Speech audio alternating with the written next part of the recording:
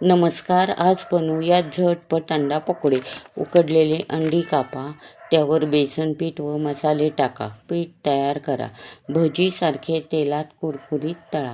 गरमागरम अंडा पकोडे तयार. नक्की ट्राय करा. उकडलेली अंडी कापा, यामध्ये बेसन पीठ, लाल तिखट, घरगुती मसाला, मीठ, हळद, वाळलेला कांदा, 1 चमचा बारीक करून ओवा हातावर कुस्करून टाका. कोथिंबीर, कच्चे अंडे फोडून त्यावर सोडा व हे सर्व मिश्रण एकत्र करून घ्या. इथे पाण्याचा वापर केलेला नाहीये. हे मिश्रण चांगले फेटून घ्या.